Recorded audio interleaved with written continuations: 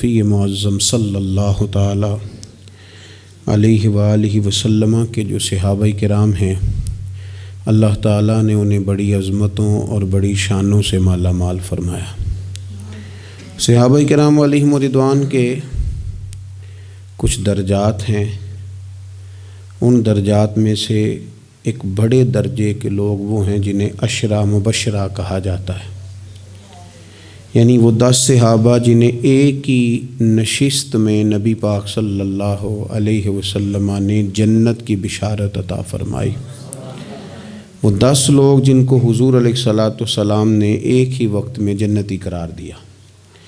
انہی صحابہ کرام علیہم رضوان میں سے ایک شخصیت کا ذکر ہم کرنے جا رہے ہیں جن کا نام حضرت طلحہ بن عبید اللہ رضی اللہ تعالی عنہ۔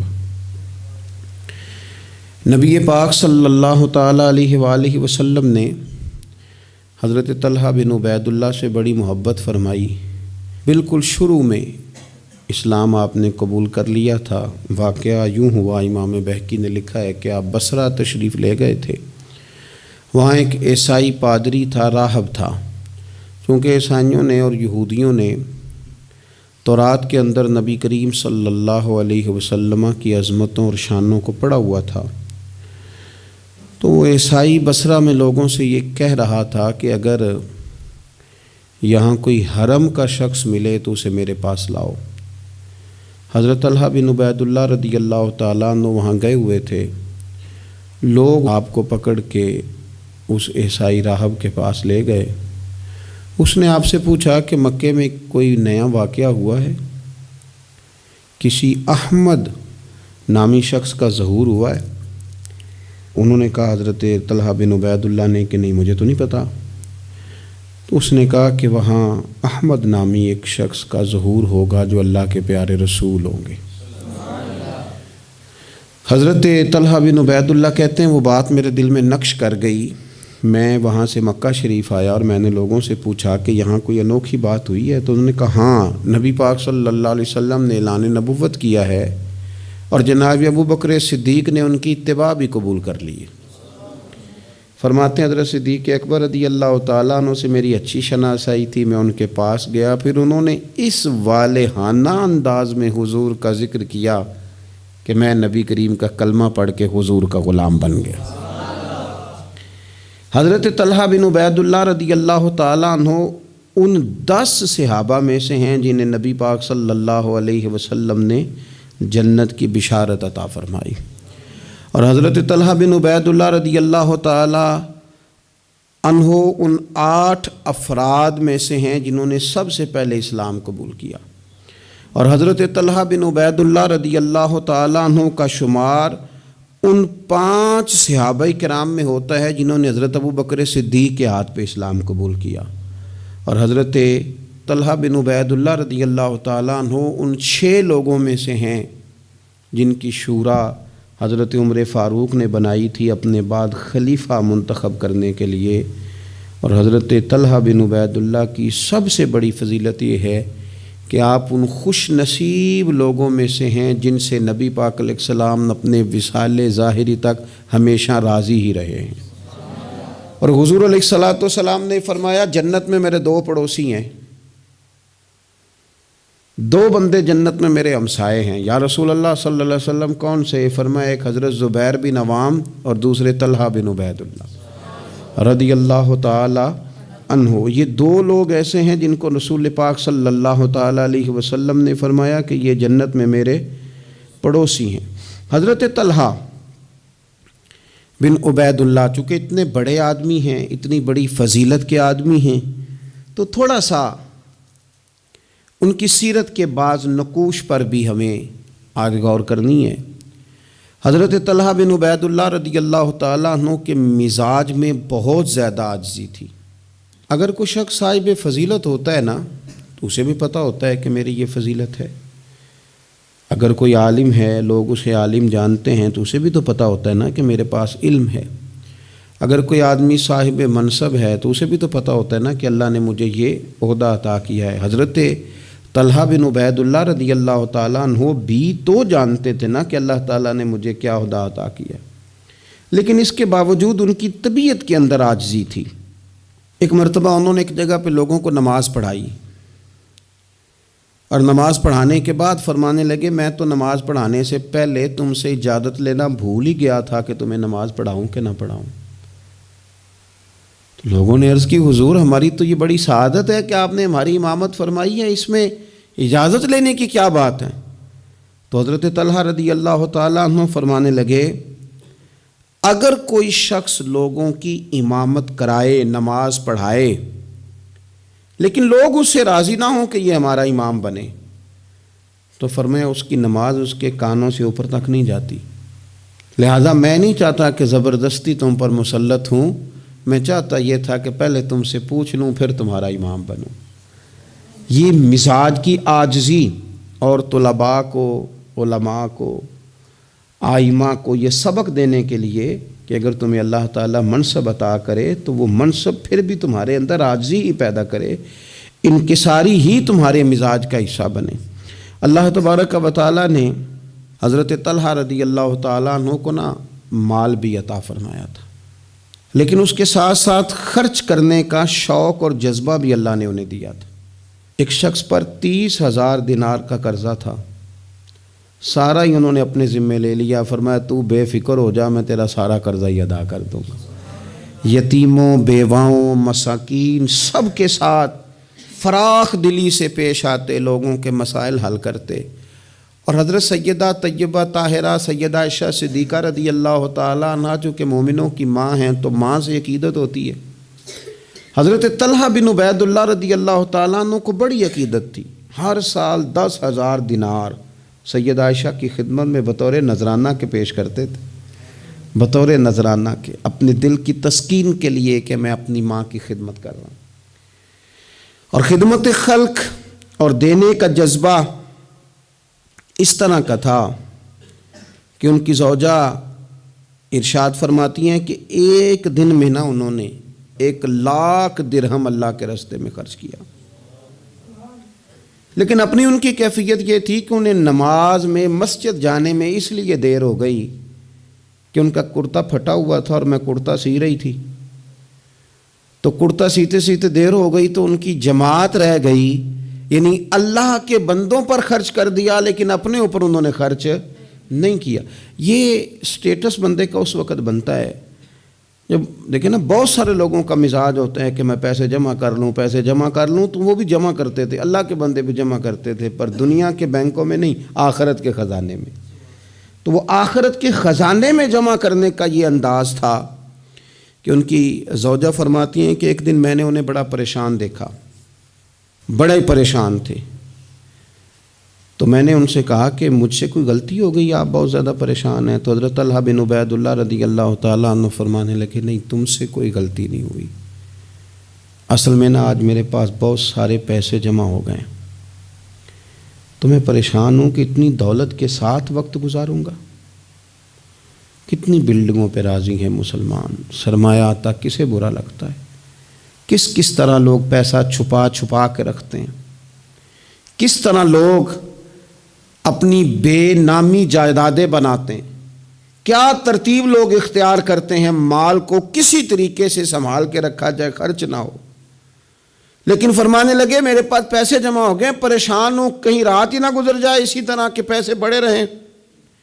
تو آپ کے لیے فرمانے لگی کیوں پریشان ہوتے ہیں، آپ مجھے پتہ ہے حضور کے صحابی ہیں، آپ کا دل اتنا اجلا اور اتنا صاف ہے کہ یہ دولت آپ کے دل میں وقت گزار سکتی نہیں، جہاں اللہ رسول کے ڈیرے ہوں وہاں دولت کیسے وقت گزارے گی۔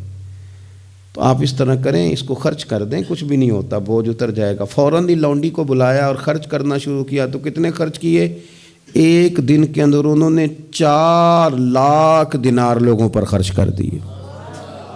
پیسے کو سنبھال کے نہیں رکھا، جمع کر کے نہیں رکھا، اس ترتیب کے ساتھ انہوں نے اپنی زندگی میں خرچ کیا۔ پھر دوسری بات یہ تھی کہ وہ اخلاقیات کے حوالے سے ایک بڑا عمدہ مقام رکھتے تھے۔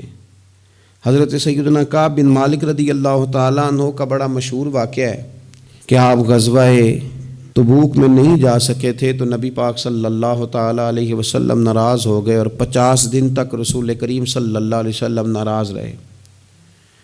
حضرت کعب بن مالک رضی اللہ تعالیٰ عنہ فرماتے ہیں کہ ظاہر ہے حضور ناراض تھے تو پھر مجھے لگتا تھا کہ سارا مدینہ ہی ناراض ہے، زمین و آسمان ناراض ہیں۔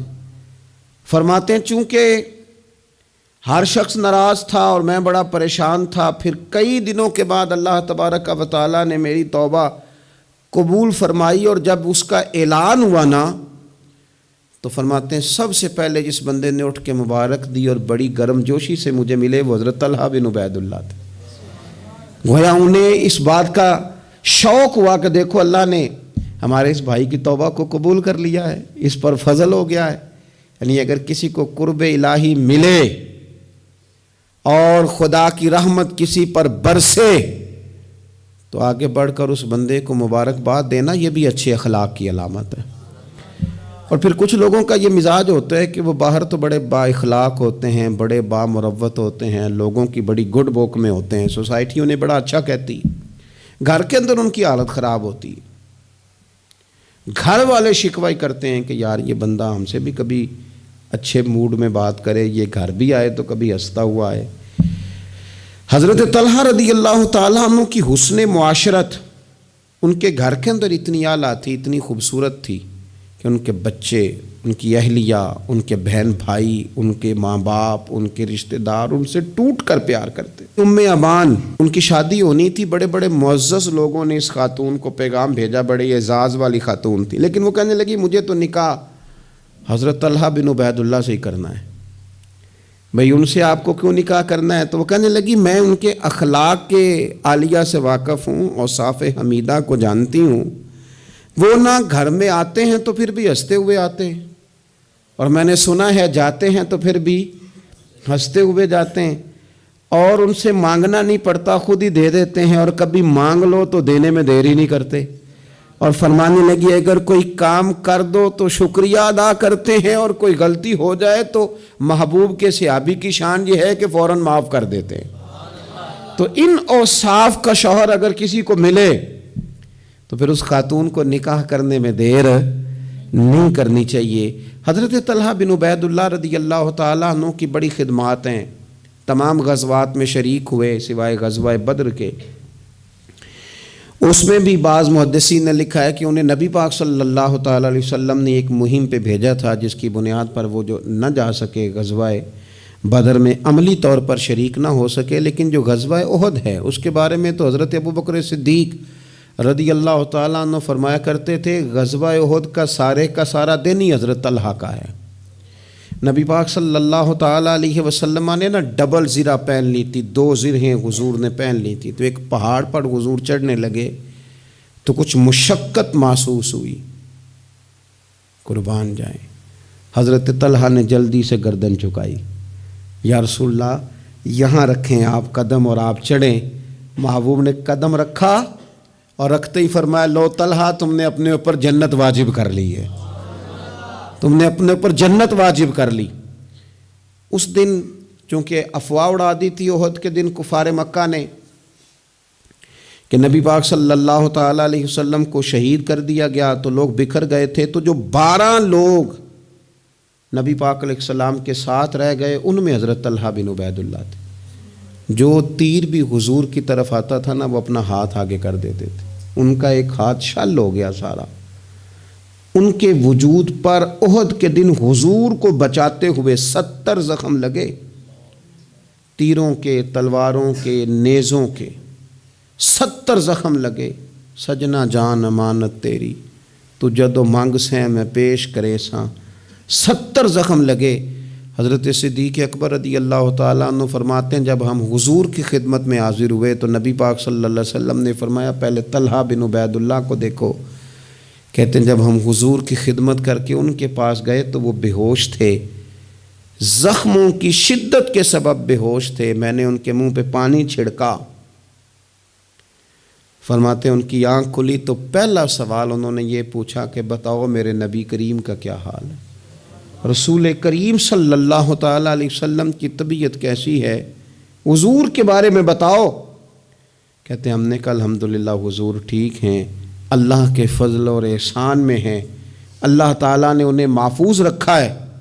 تو کہتے ہیں وہ کہنے لگے اگر محبوب ٹھیک ہے نا تو پھر کوئی مصیبت بھی مصیبت نہیں ہے، پھر ساری مصیبتیں آسان ہیں۔ حضرت طلحہ بن عبید اللہ رضی اللہ تعالیٰ عنہ کو اللہ تبارک و تعالیٰ نے شانوں والی زندگی عطا فرمائی، عزتوں والا مقام عطا کیا، اور اللہ تعالیٰ نے انہیں شہادت کی موت عطا فرمائی۔ حضرت طلحہ بن عبید اللہ رضی اللہ تعالیٰ عنہ شہید ہو گئے، لیکن کمال دیکھیے کہ صاحب اسد الغابہ نے لکھا ہے، یہ کمال دیکھیے، کون کہتا ہے ولی مر گئے، قید سے چھوٹے اپنے گھر گئے، تے وارث شاہ کدوں مردے جنہ کیتیاں نیک کمائیاں نے۔ حضرت طلحہ بن عبید اللہ رضی اللہ تعالیٰ عنہ کو جہاں دفن کیا گیا نا، وہ زمین نشیبی تھی، نچلی تھی، تو اکثر وہاں پانی آ جاتا تھا۔ تو آپ نے وصال کے بعد تقریباً 30 سال کے بعد ایک شخص کو بار بار خواب میں آ کے کہا کہ مجھے یہاں سے نکالو، مجھے یہاں سے نکالو۔ وصال کے بعد بلے شاہ ایسا نہیں مرنا، یہ تے مر گیا ہی کوئی اور، نکالو۔